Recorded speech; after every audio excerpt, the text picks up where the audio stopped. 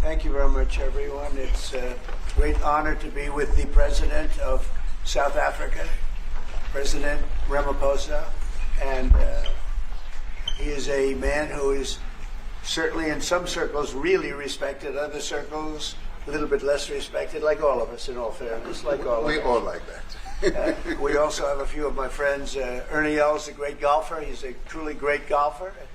Retief Goosen, who's an other really, we call him really a great golfer too, Ernie, right? You two guys are fantastic. And we could add Gary to the group, Gary Player. What a group of golfers South Africa's had. Yes, yes. There must be something in the water, right? It's Yes. something good. These two guys are It's unbelievable. the water set. Yeah, Gary's Gary.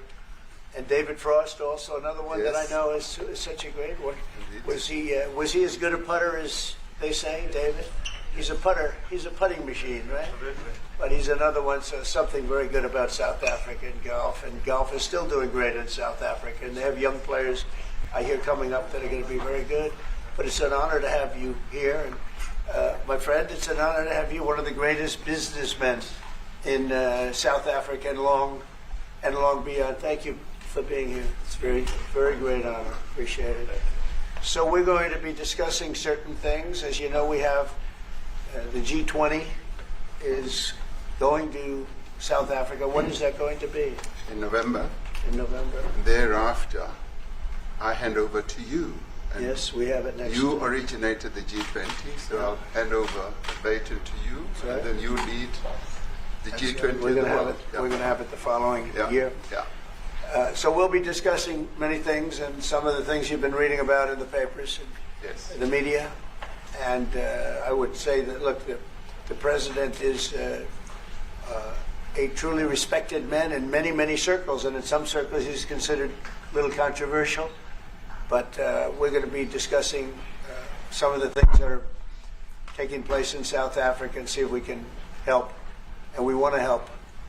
And we've had a long relationship with South Africa. I have, because indirectly I have so many friends that live there. I have a lot of friends. I mean, these are famous guys, but I have a lot of friends that live there that are tremendous people. And we'll be discussing that. We'll have a nice conversation. And I really appreciate that you guys came along. It really helps us in our thought process. But it is a great honor to have you, and I appreciate you called. He called. I don't know where he got my number, but I picked up. And he said, "I want to come over and see you." And that was my honor. And thank you very much for being here. You're most welcome. Thank you Most very welcome. much. Well, thank you very much for welcoming us to this reformed White House. I've been here before, and it looks really fantastic. I must congratulate you. Thank you.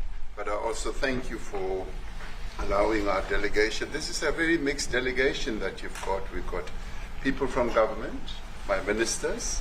I've got someone from the trade union movement who we really collaborate with, and from business as well, and our sporting legends. When I spoke to you, you said, yes, come along and bring Gary Player, bring Ernie Els and Retief Goosen. I brought the two of them.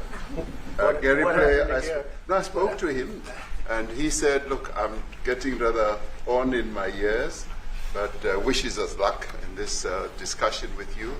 So it's a real joy. And I'd also like to thank you for allowing your people to start discussions with us at the trade level. I mean, we are essentially here to reset the relationship between the United States and South Africa. We are long-standing partners in many, many ways. We've collaborated in many fields, in space issues, in energy, and in trade, and we therefore need to reset that, particularly in the light of some of the announcements that you made on trade and investment. So we want to advance more trade between the two of us, two countries, and our people now have been empowered by yourself and by myself to start engaging, and we hope that we will be able to fuel that engagement during our talks. And we also want to discuss issues that have to do with how we promote further investments in both countries. We've got about 22 companies from South Africa that have invested in the US, thus creating a number of jobs. And similarly, you've got almost 600 companies that have invested in South Africa, and some of them have been in South Africa for more than 100 years. That's true. So our links are really long-lasting, and we would like to recalibrate those relations between our two countries and discuss a whole range of issues, geopolitical, the work that you're doing to bring peace around the world, in Ukraine and in the Middle East. So we value that, and we are also a great contributor to peace processes that are going on around the world. And of course, we want to discuss how we can support each other. You are a much bigger economy than we are. We're just a tiny economy, but we rely on each other on a number of issues. We've got critical minerals that you want to fuel the growth of your own economy and reindustrialize. So we have that on offer, including rare earth minerals.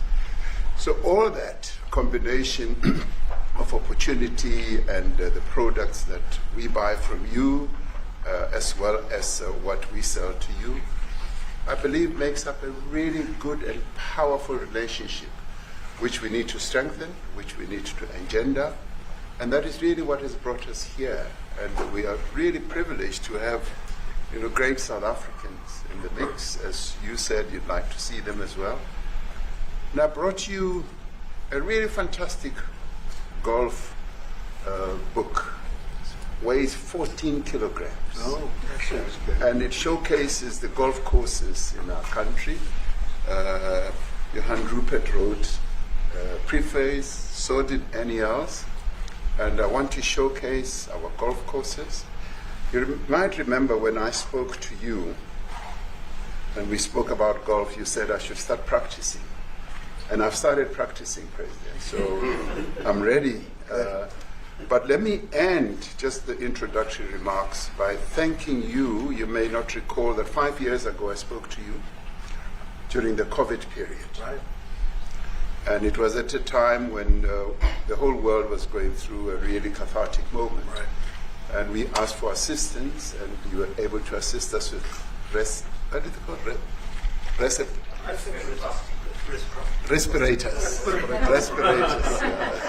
Respirators, and you kept to your word, and you delivered respirators to us.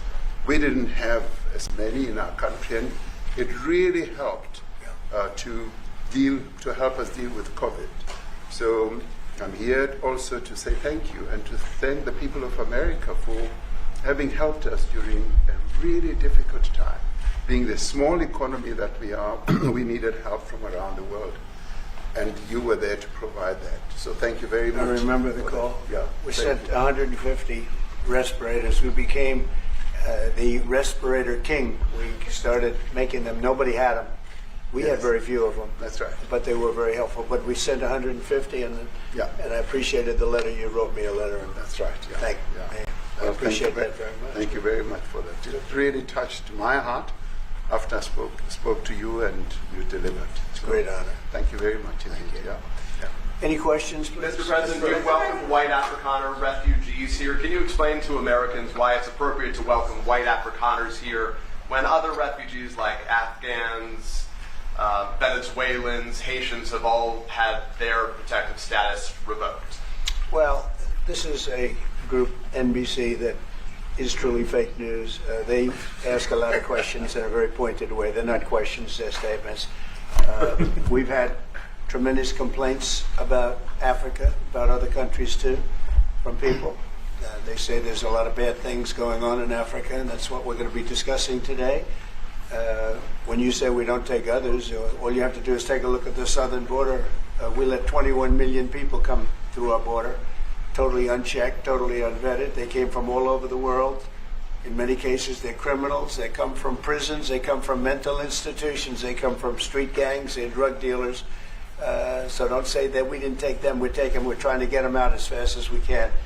And we're doing record business on that. And we just won a big case. We're allowed to send back hundreds of criminals to Venezuela. Just won that today in the Supreme Court. I'm happy to hear. But we do have a lot of people very concerned with regard to South Africa, and that's really the purpose of the meeting, and we'll see how that turns out. But we have many people that feel they're being persecuted, and they're coming to the United States. So we take from many locations if we feel there's persecution or genocide going on. And we had a lot of people. I must tell you, Mr. President, we have had a tremendous number of people, especially since they've seen this. Generally, they're white farmers, and they're fleeing South Africa, and it's a very sad thing to see. But I hope we can have an explanation of that, because I know you don't want that. It's a kind of a different meeting. Normally we have meetings, we talk about trade, and we'll be talking about trade and other things. But that certainly will be a subject that comes up. Yeah. Yes, please. Yeah, Brian? Thank you very much. I'd like to get your thoughts on Letitia James, Director Polte. According to him, Letitia James says that the alleged mortgage fraud was simply a mistake. I want to get your thoughts on that. She put down that her father was her husband in order, and this is very similar to, I guess, the false attacks they had on you. Well, I don't know what it is currently, but Letitia James, who's the Attorney General of New York State, it seemed, I'm not involved in that at all. I know that it's being handled by various groups, I guess, but it's major fraud, mortgage documents, and fraudulent everything. Yeah, I think she said the father was her husband, which she had to have a husband, or so she chose her father, and she put it down, and she had didn't she sign in Virginia, yet she said she lived in Virginia, yet she's the New York State Attorney General, and she did that for tax reasons, so she could take advantage of taxes. And she had the wrong number of units. She had a much different number, which wouldn't have allowed her to qualify and scam the government. So I don't know. I think she's very bad for New York, but I really don't know too much about it, but I appreciate the question. Yes, sir. Thank you very much. Yes, Yes. sir. Mr. President, for you to be convinced that there's no genocide. Please. Thank you, Mr. President. So May 25th will be the celebration of Africa Day, which pretty much a lot of celebration will be taking place around the world, including here in the United States. What is your message to the entire African continent, African people, in this important occasion? Well, I want to see peace, and I want to see happiness. I want to see health, and you have incredible land. There's tremendous value. A lot of countries don't have that value in the land. The value you have. We have a situation. I think you probably heard about it. We've done through some very talented people, helped settle a war that's been raging for years, Rwanda and the Congo, and I think we've done it. Believe it or not, I think we've done it. And could you just say a few words about that, my friend? Yes. A couple of weeks ago, the two parties signed a declaration of principles in which they've agreed on the way forward, and they have both submitted their draft peace agreements, and we have put together one that incorporates both of their suggestions, and we've given it to them. So we're in the process of finalizing this Looking peace good, agreement. right? Looking very good. No, we have to thank you for even those efforts, because the African continent, particularly SADC, our Southern African Development Community, has for years been seeking to foster peace in the Democratic Republic of the Congo. So all efforts, including those from outside the continent and inside the continent, are really worthwhile. We are removing our troops from there so that peace can then prevail in that whole area. And we hope that with the support of the international community, we will really have peace in that area. It's so vital, it's so important for the whole region. Well, we sent our people there, and I think we did a very good job, as headed by my friend, and that was great. That was great. I mean, I'm just hearing phenomenal reports, because all I'm hearing is death, and they're chopping heads off, and it's horrible over there. And it was really brave of you to go there, and I really appreciate it. And it looks like we have something very, very substantial. We also talked about trade with them in terms of rare earth and all, but really more for it's like if you take a look at what we just did with Pakistan and India, we settled that whole thing, and I think I settled it through trade. We're doing a big deal with India. We're doing a big deal with Pakistan, and I said, "What are you guys doing?" You know, somebody had to be the last one to shoot, but the shooting was getting worse and worse, bigger and bigger, deeper and deeper into the countries, and we spoke to them, and I think I hate to say we got it settled, and then 2 days later, something happens, and they say it's Trump's fault, but Pakistan has got some excellent people and some really good, a great leader. And India is my friend, Modi. And he's a Mutual friend? Yeah, he's a great guy. And I called them both, and we just did something good. We're trying to settle Russia, Ukraine. We spoke with President Putin for 2.5 hours the day before yesterday. I think we made a lot of progress, but that's a bloodbath. 5,000 people are being killed a week, 5,000 soldiers a week, not including people in cities and towns that are also being killed. So we're trying to help. And it doesn't affect us. It's not our people. It's not our soldiers. It's Ukraine and it's Russia. But if we can save 5,000 souls, we'll do it. You know, we're pretty good at it. But that's a bad situation. That is a really bad situation. Well, you'd recall when President Zelensky was coming to South Africa, that's when I spoke to you. That's right. We both agreed that we need to push the peace message so that there can really be peace.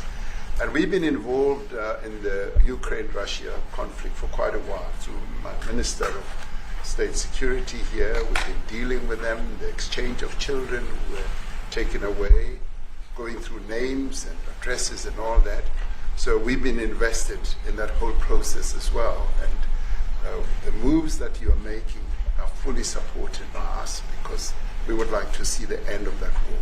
That's true. I called Zelensky, and they said, he's in South Africa. I said, what the hell is he doing in South Africa? He was talking to And us. we got to speak. I said, that's a strange one. I said, what are you doing in South Africa? Yes. That's a strange one. He's trying to make peace. But we're He's doing taking something. him. You know, we were lucky because we had the great Nelson Mandela who taught us how to create peace, to make peace. So we were imparting some of those lessons to him, some of those learnings. And I specifically mentioned to him that this is how Nelson Mandela taught us that when you want to have a peace in a country, do it on an unconditional basis and sit down and talk. And that's precisely what I'm sure he's going to heed. Well, we're going to see what happens with that one. It's there's a lot of hatred. Yeah. There's a lot of death. It's a bloodbath. It's a It is. bloodbath. It is. I get Unfortunately. I get the satellite pictures of that field, of that killing field. You never saw anything like it in your life. It's horrible. It's a horrible thing that it goes on, but I think we've made big progress. Sir, on the South Africa. Yeah, please go ahead. Thank you, Mr. President. Gaza No, is no, another- not you. Is it- Right here. He's from South Africa. Yeah, from Go ahead, South please. Africa. What are you expecting on the ICJ case? Are you expecting South Africa to drop that? Is that what you're trying to On reason? which case? The ICJ case against Israel? Criminal Justice. International Criminal Court. I don't expect anything, to be honest. I really don't. I don't know. They've got a case. There's a lot of anger there, tremendous anger. I don't expect anything. We'll see what happens. We'll have a ruling, and who knows what the ruling is going to mean. Yeah. On that subject of Gaza, Mr. President, are you going to be speaking to Prime Minister Netanyahu about Israel's renewed offensive there? There's been a lot of concern from European countries. The Pope has expressed concern. Are you going to be asking Prime Minister Netanyahu to tone down the offensive in Gaza, to let more aid in? Was that a question or a statement? It's a question. This guy's, you never change. Mr. President, this side, what will Please. it take for you to be convinced that there's no white genocide in South Africa? Well, I can answer that for the President. It's for him. No, I'd seriously. rather have him answer. Yeah, I'd rather answer that. It will be. My president will respond to you. Yeah, let me. Thank you, Mr. President. It will take President Trump listening to the voices of South Africans, some of whom are his good friends, like those who are here. When we have talks between us on the around the quiet table, It will take President Trump to listen to them. I'm not going to be repeating what I've been saying. I would say if there was Afrikaner farmer genocide, I can bet you these three gentlemen would not be here, including my Minister of Agriculture. He would not be with me. So it'll take him, President Trump, listening to their stories, to their perspective. That is the answer to your question. But, Mr. President, I must say that we have, wait. We have thousands of stories talking about it. Sure. And we have documentaries, we have news stories, and that. Is Natalie here, somebody here to turn that?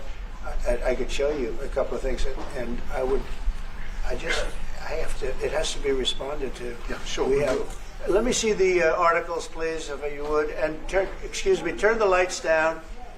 Turn the lights down, and just put this on. It's right behind you, Johan. There's nothing this parliament can do. With or without you, people are going to occupy land. We require no permission from you, from the president, from no one. We don't care. We can do whatever you want to do.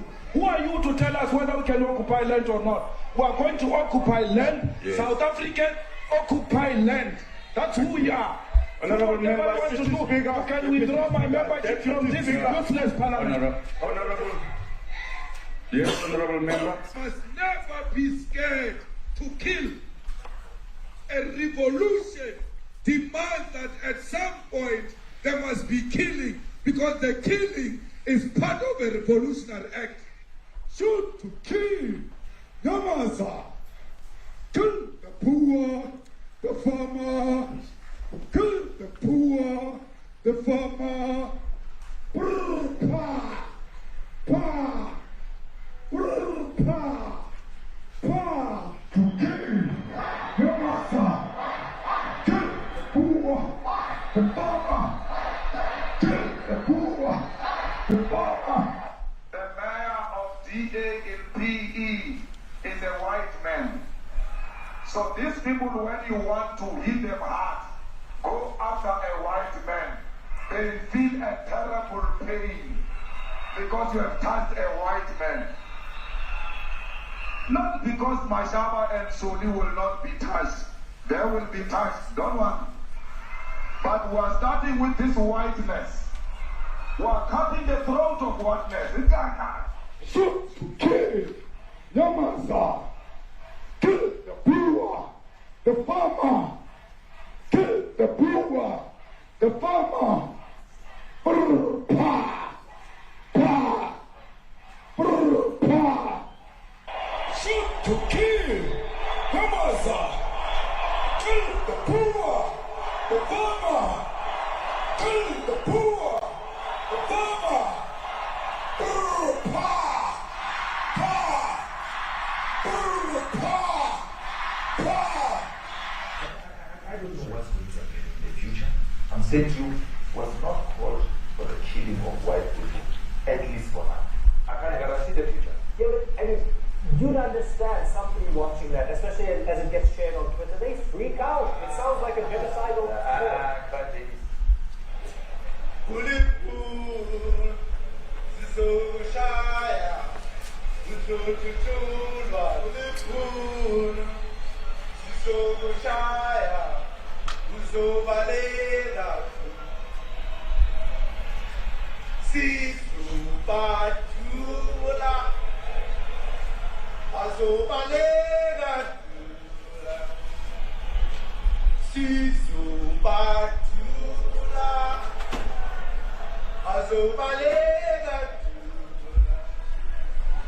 Who will expropriate land without compensation, whether they like it or not. If they object, they can seek refuge in America.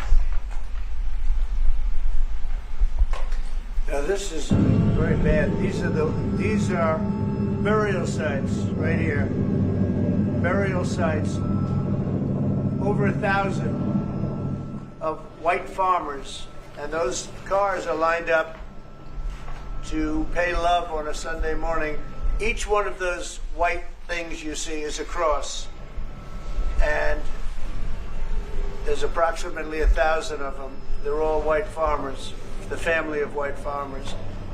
And those cars aren't driving, they're stopped there to pay respects to their family member who's killed. And it's a terrible sight. I've never seen anything like it. Both sides of the road you have crosses.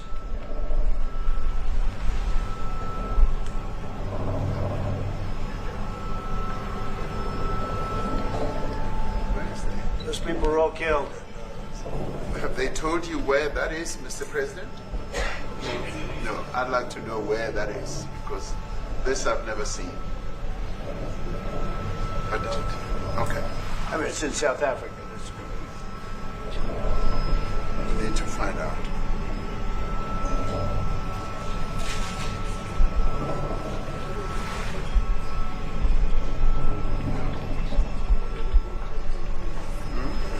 I don't know.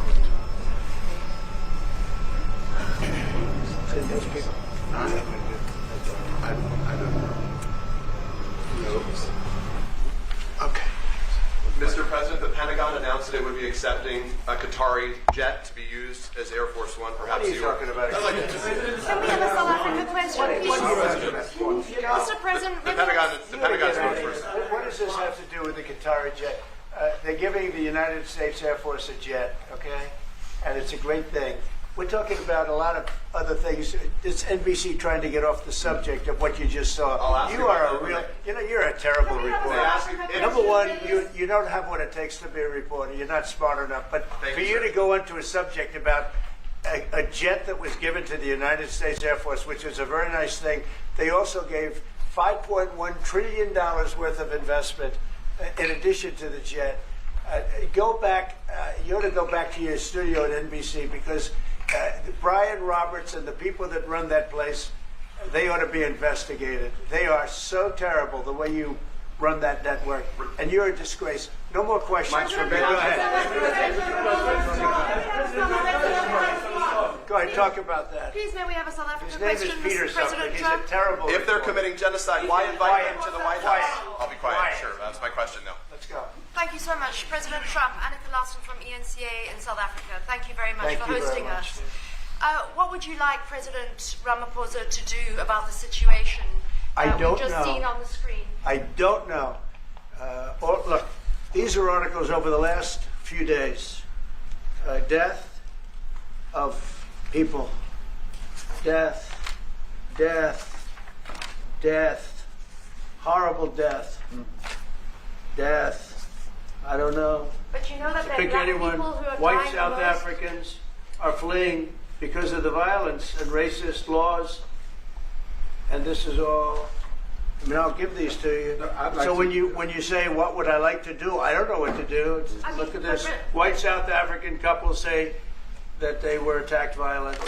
President Trump, when will you go and see for yourself if it is? Well, I could do that. Look, here's burial sites all over the place. President Trump- These are all white farmers that are being buried. President Trump- And he asks about a jet that was given. My first question You is ought to about be Africa. ashamed. We're not interested in the You know, you are so bad. You're such a bad reporter. If they're committing genocide, why invite them? Sir, if they are committing genocide, why invite the South Africans to the White House? May I finish, please, President Trump? Mr. President This Trump, is may I one finish? after another. This family was wiped out. I'm just looking. Can we get a response from President Can you give us Ramaphosa, your please? reaction to those videos, Mr. President? President Trump, could you? Well, I could think you it's. address I think black the people videos are dying so. more than white No, people? no. When you look at the videos, I mean, how does it get worse? And these are people that are officials, and they're saying that kill the white farmer and take their land. That's what it is. And I have other friends in South Africa. I have people that left. One in particular that says you can't go there. He said they want to take your land. They take your land and they kill you. It's okay, and they say it's okay to do. Now we're going to talk about it. We're going to. But this is a tremendous look. This is a story recent. These are all people that recently got killed. Yeah. And I don't know how it can get any worse. These are all President Trump,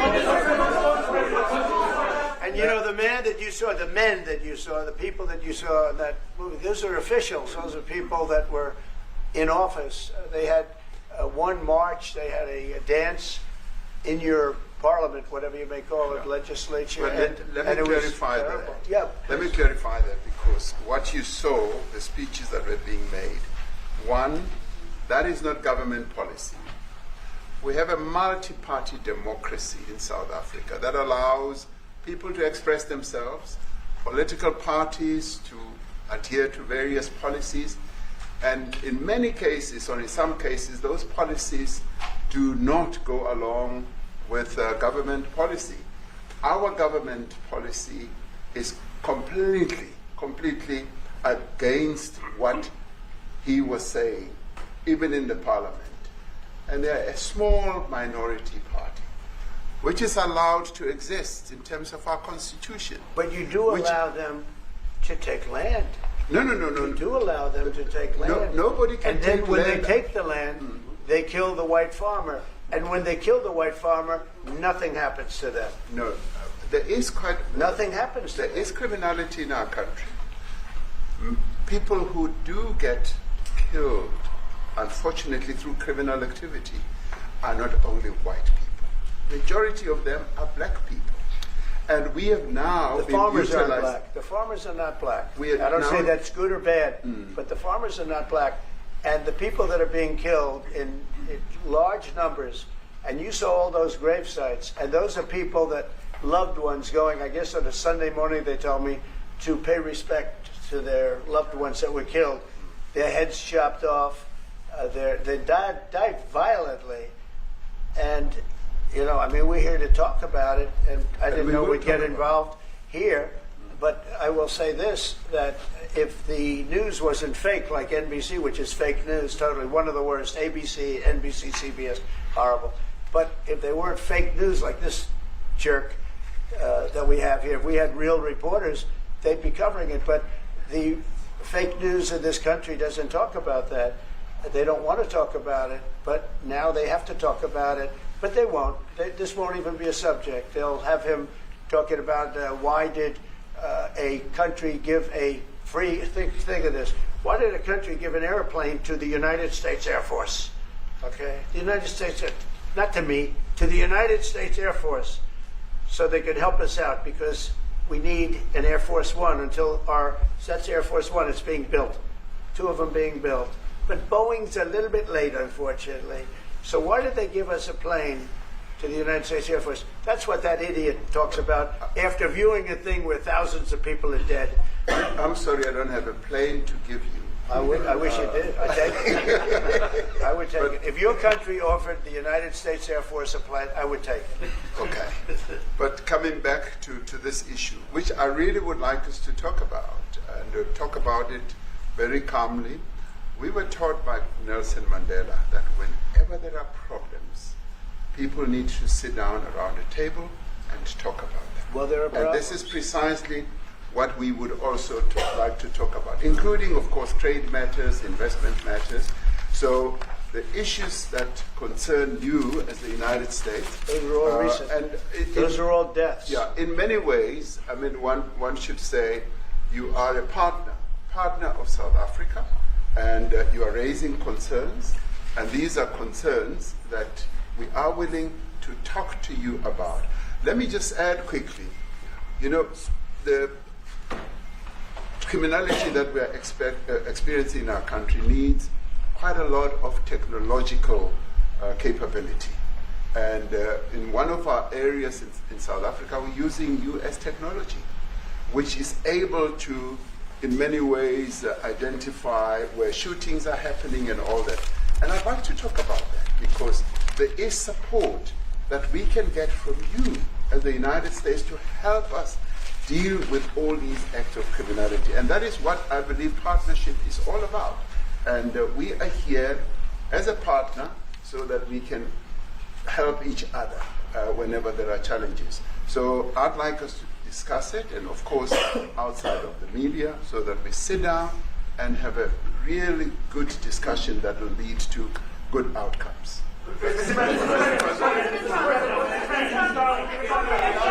any other further punitive measures that could be in place should you not be satisfied that South Africa is fixing some of the very bad things, in inverted commas, that you tweeted are happening? Well, there are a lot of bad things happening in many countries, but this in particular has been very, very bad, and because of we're going to have the whole world watching in another short period of time because you have the G20, and that's a big deal. And it seems like, I want you to look good. I don't want you to look bad. Very good. But we have hundreds of people, thousands of people trying to come into our country because they feel they're going to be killed and their land is going to be confiscated. And you do have laws that were passed that gives you the right to confiscate land for no payment. You can take away land for no payment. I want to clarify that because we have a constitution. Our constitution guarantees and protects the sanctity of tenure of land ownership. And that constitution protects all South Africans with regard to land ownership. However, we do say, because we've got to deal with the past, the government, and as your government also has the right to expropriate land for public use. And you're doing that. And we've never really gotten underway with that. And we are going to be doing you're so. You're taking people's land away we have not. from them. We have, And those people, in many cases, are being executed. They're being executed.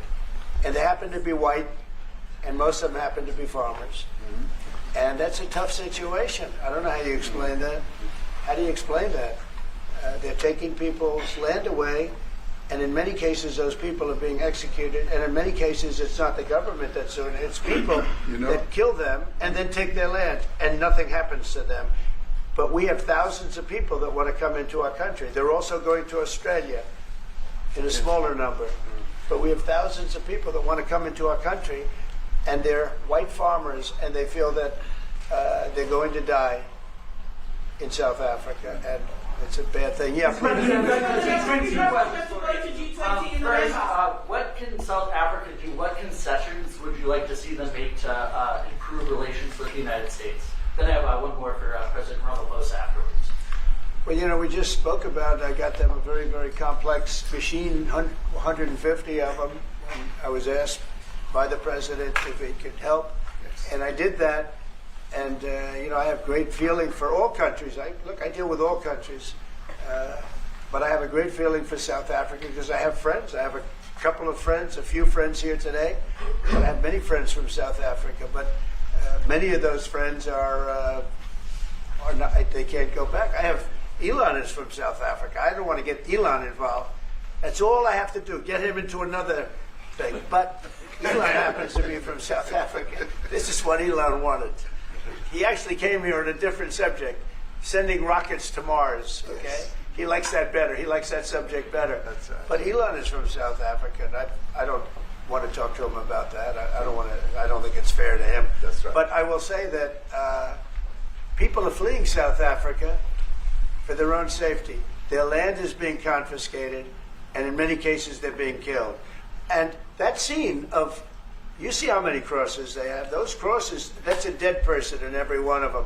And those trucks or cars are paying their respects to all of those dead people on a Sunday morning. That's a rough thing to explain away. And the problem we have, and the way, a correct and a fair media exposes things. But we have a very corrupt media. They won't even report this. If this were the other way around, it would be the biggest story. Now, I will say apartheid, terrible. That was the biggest story. That was reported all the time. This is sort of the opposite of apartheid. What's happening now is never reported. Nobody knows about it. All we know is we're being inundated with people, with white farmers from South Africa, and it's a big problem. Marco Rubio was telling me he's never seen anything like it. The numbers of people that want to leave South Africa because they feel they're going to be dead very soon. Yes, please. I was going to say, Brian, if I could just ask you a question. 72% of farmers in your country are white. If they flee, do you feel that maybe the economy could collapse? You may not have a gap to fill in those people that need to replace those farmers. I'd like my Minister of Agriculture, who is white, who comes from an opposition party to mine, who's joined my government at my invitation to address this very issue, including the question that you've just raised. John? Thank you very much, Mr. President. Yeah. And Mr. President, thank you for welcoming us to the White House. I would say we have a rural safety problem in South Africa, and I don't think anyone wants to candy coat that. And it requires a lot of effort to get on top of it. It's going to require more policing resources. It's going to require a different strategy to be able to deal with it. But certainly the majority of South Africa's commercial and smallholder farmers really do want to stay in South Africa and make it work. And I've just come from the largest agricultural show in the Southern Hemisphere with organized agriculture and farmers, and the majority of them want to stay. But they too, they have a memorial to those who've died as a result of farm attacks. And as the Minister of Agriculture, it is something that I'm particularly exercised with my colleagues at police and my colleagues in the justice cluster to stop making farm attacks and stock theft a priority crime. And it affects all farmers in South Africa, particularly stock theft. It has a disproportionate effect on smallholder black farmers. I also want to just say this, that the two individuals that are in that video that you've seen are both leaders of opposition minority parties in South Africa. Mkhonto Wesizwe under Mr. Zuma and the economic freedom fighters under Mr. Malema. Now the reason that my party, the Democratic Alliance, which has been an opposition party for over 30 years, chose to join hands with Mr. Ramaphosa's party was precisely to keep those people out of power. We cannot have those people sitting in the union buildings making decisions. And that is why after 30 years of us exchanging barbs across the floor in Parliament and trying to get one over on each other, we've decided to join hands precisely to keep that lot out of government. Because the day they get in to the doors of the union buildings in South Africa or control of our parliament, that's what you're going to see. And that is why this government, working together, needs the support of our allies around the world so that we can strengthen our hand, grow our economy, and shut the door forever on that rabble getting through the doors of the union buildings, because then South Africa's future would be... So you denounced that type of language in the video that you saw? Oh yes, we've always done so. As government, as my own party, we are completely opposed to that. We, in 1955, adopted a document which said South Africa belongs to all who live in it. But why wouldn't you arrest that man? That man said, kill the white farmers, kill the white farmers. And then he danced, and he's dancing, and it's kill the white farmers. I'm not sure, but I think if somebody got up in Parliament and started saying kill a certain group of people, he would be arrested very quickly.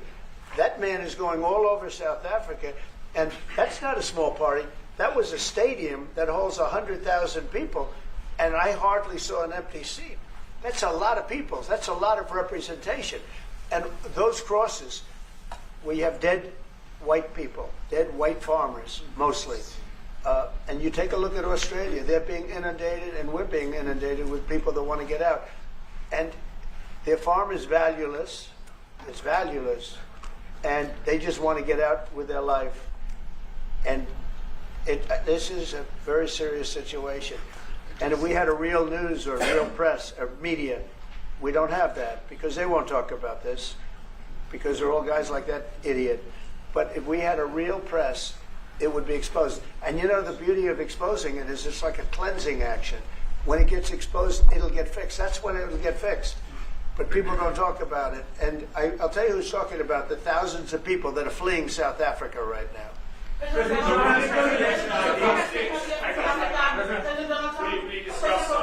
discussed USAID and the devastating impact the cuts are having across the African continent.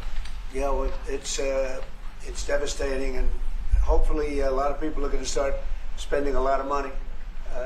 And I've talked to other nations. We want them to chip in and spend money too. And we've spent a lot, and it's a tremendous problem going on in many countries. A lot of problems going on. The United States always gets the request for money. Nobody else helps, as you know. Europe doesn't help. Europe hasn't given anything.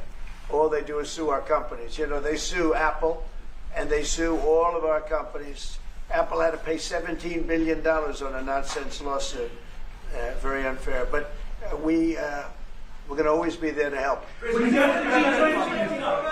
showing right advice for South African broadcasting, if this Afrikaner resettlement issue is resolved, you're going to go into a room after this, you guys are going to talk. If it is resolved, what is the potential for the future-looking relationship? It's fantastic. It's got to be resolved. It should be resolved. It's a little bit bad when you see a stadium with 100,000 people in it, because that means it's more than just a little movement. It's a pretty big movement in South Africa. So it has to be resolved.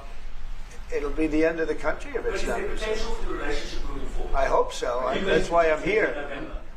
I mean, I'm not here for my health. I'm here to see what we can do. No, I'd like to see. I have friends. I can tell you, Ernie Els and Retief Goosen, they feel so strongly they wanted to be here on behalf of South Africa, not on behalf of me. And, they said, can we be here for this? Because they love the country. Ernie, do you guys want to say a couple of words or anything? I hate to put you in this. This is tougher than sinking a 3-footer. Which they have, and they've sank many 3-footers. Thank you, Mr. President. And thanks for the honor of being here. We've known each other a long time. We have spoken. We're proud South Africans. I still have my South African passport. We travel with this passport, and I got my visa here. So, but we want to see things get better in our home country. And that's the bottom line. It's been 35 years since the transition. President Ramaphosa was right in the middle of the transition time in 1990 and before that. So it's been 35 years of ANC government. And I know there's a lot of anger, through the transition. There was also a lot of stuff happening in the apartheid days. We grew up in the apartheid era. But I don't think two wrongs makes a right. President Mandela, when he came out of prison for all that time, didn't come out with hatred, and really unified our nation through sport. We won the Rugby World Cup in '95. 4 times. We won the African Nations Cup, soccer. We won some majors as golfers and so forth. So what I'm trying to say is, this has been a long time coming. That's why we really wanted to meet you, meet the administration, and see our way forward, because we still want to see our country flourish. We've got some great things going on. Business is getting involved with government. Farmers are getting involved in local municipalities, trying to rebuild some of the infrastructure that's been decaying for a long time. So there's a lot of coexistence going on and help from a lot of areas. But I feel we need the US to push this thing through. We've got a great ally if we can have the US. It's always been an ally of South Africa for a very long time, even in the days of the war, up in Angola. You guys helped us. So very important for us to have your support and get the change we need. Well, did you do that well? He might have done that even better than he plays golf, which is almost impossible. Johan, please. Sorry, Mr. President, if you had to wind all of those tapes properly, you will see I'm the biggest target of that rabble-rouser. Number one for over 10 years, Mr. Malema. In fact, the first time I met him, he was in a youth league with that gentleman. And look how he's changed. Right. We have too many deaths, but it's across the board. It's not only white farmers, it's across the board. And we need technological help.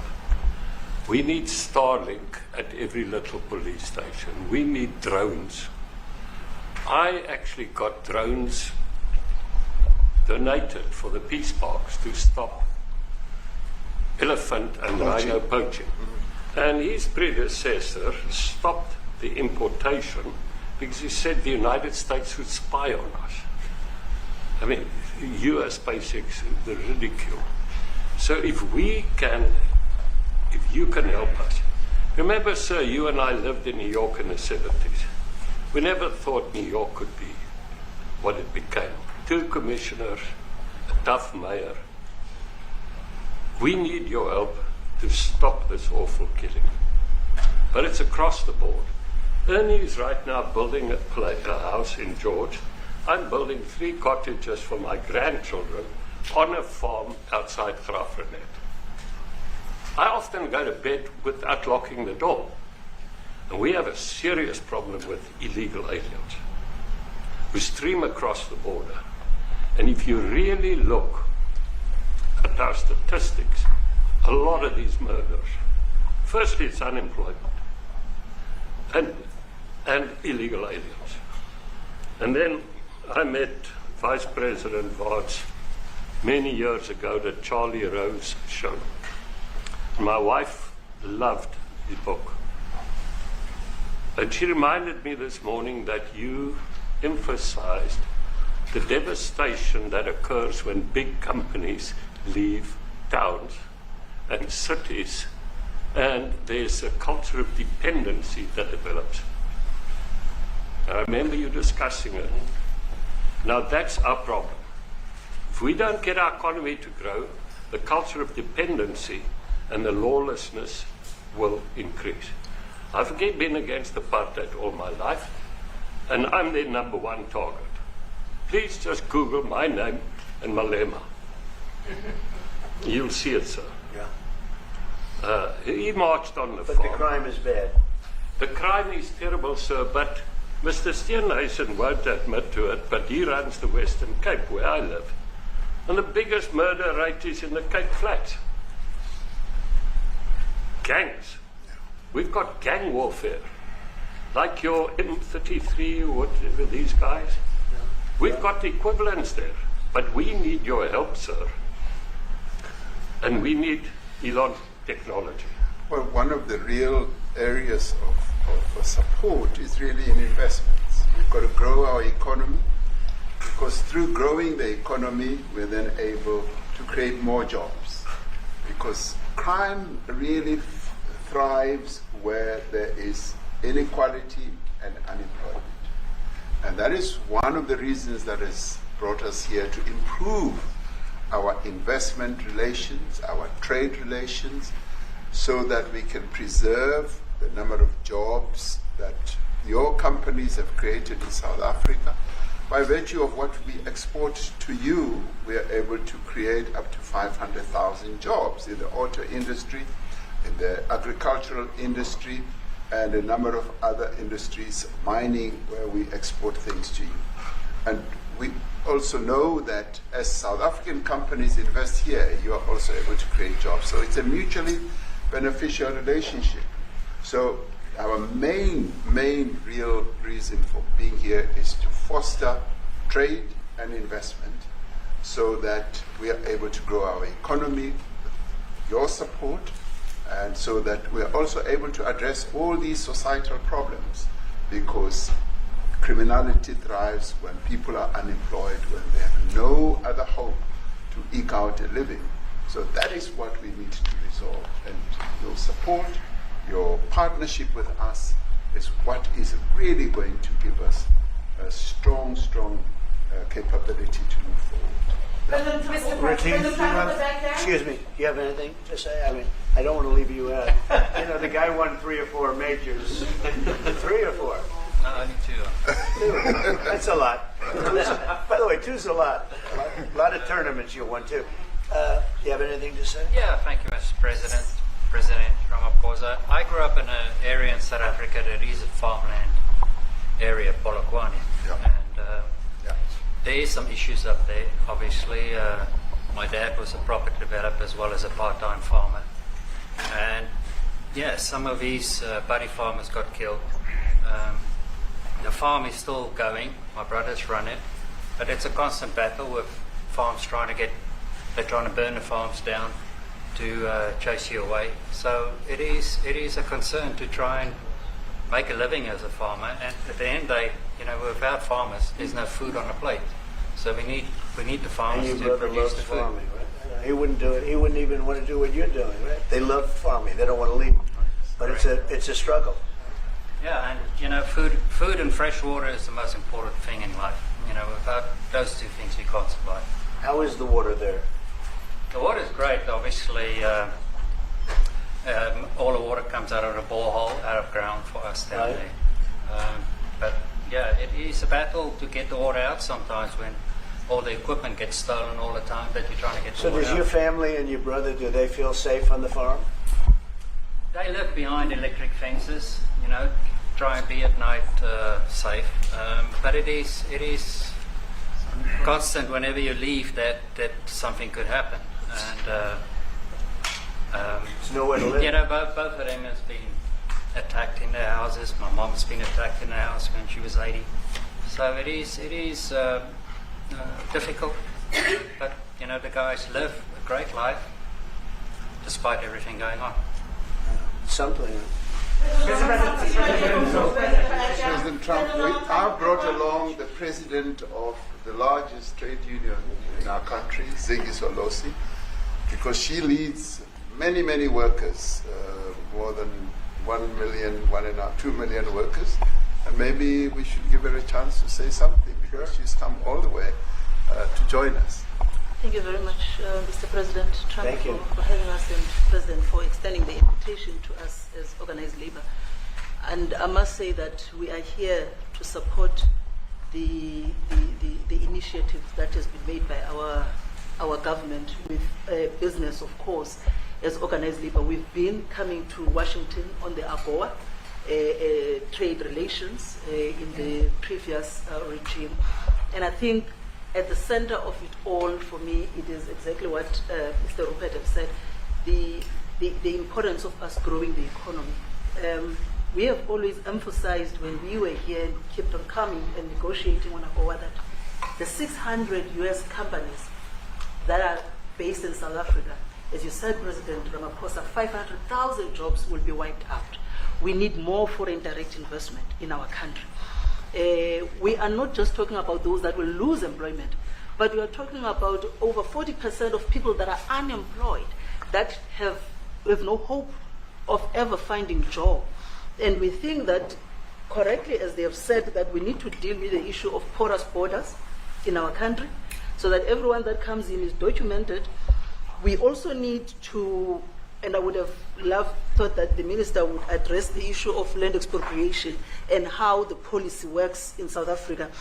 Recently, President, as you were preparing to come here on the news, in, I think it was Natal, there was a handover of farms, and white farmers were saying, we are donating the land, but also there's a willing buyer, willing seller in South Africa. So there is no expropriation without compensation, but it is a willing buyer, willing seller. And that white farmer was even saying, President, that the government is even paying more in buying the land than what the land is worth of. And I think those are the realities, President, that we must say that we need to address, of course, but also the importance of agriculture linked to AGOA. People rely on it, and I think, as Retief have said, for survival and living. But lastly, for me, President, is also the issue of the crime statistics. There is no doubt about it that we are a violent nation, for a number of reasons, and we're not condoning anything. But also, if you go into the rural areas where black majority are, you would see women, elderly, being raped, being killed, being murdered. And these are black elderly women that would be found throat slits, raped multiple times, and all of that. And the problem in South Africa, it is not necessarily about race, but it is about crime. And we think that we are here to say, how do we, both nations, work together to reset, to really talk about investment, but also help us in how we can have the technology and everything that is needed, President, to really address the levels of crime that we have in our country. Thank you very much. Thank you.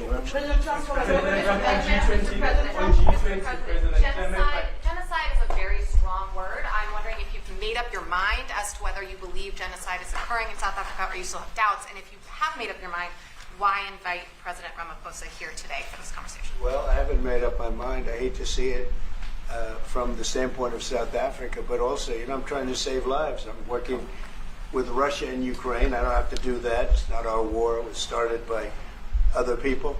It was helped along by our past administration, and it would have never happened if I were president. But I'm trying to save lives, no matter where. Rwanda, I have nothing to do with Rwanda and the Congo, but I felt I had a very talented person in this administration, and I sent him there, and he did an unbelievable job, I think. I mean, we're going to find out, but he's done the hardest part of the job. It should happen. If I can save lives, I want to save the lives. If it's in Africa, that's great. If it's in Europe, if it's wherever it may be. And it's a very small investment to do, believe me, compared to what the consequences are. So I hope we can do something. Look, I have so many friends. These two men, I have great admiration for them because I know what they do for a living. And that's a very hard living. Going from city to city, from country to country, and hitting a ball 350 yards like they do, and better than you and I. getting the ball in the hole. It's a very tough, with lots of people watching, right? Yes, That's a very tough living. They're champions. I respect champions, and I respect very much. And I think the country is very lucky. They really wanted to be here. That's true. They could be elsewhere. They could be on a beautiful fairway someplace, and they wanted to be here. So. My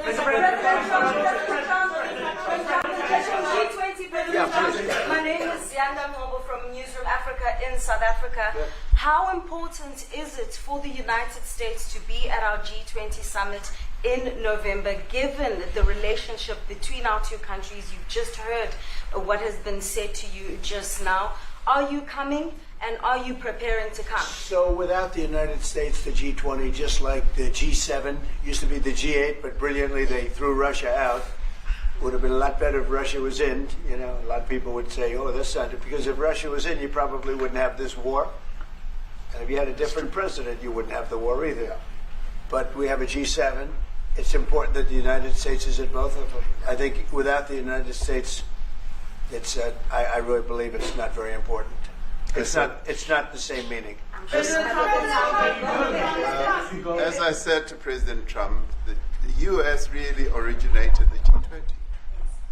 And it's important that the United States continues to play a key role in the G20. And we are privileged to be the president of the G20, but we are even overjoyed that we are going to hand over to the United States, who are the originators. And for that reason, I expect the United States to continue playing the leadership role in the G20 together with other countries. And I've said when I initially spoke to President Trump on the phone, I want him to come to South Africa for a state visit, and I also want him to come and participate in the G20. And I want to gladly hand over to President Trump to take the leadership of the G20 forward in November. Thank you very much. Thank you very much.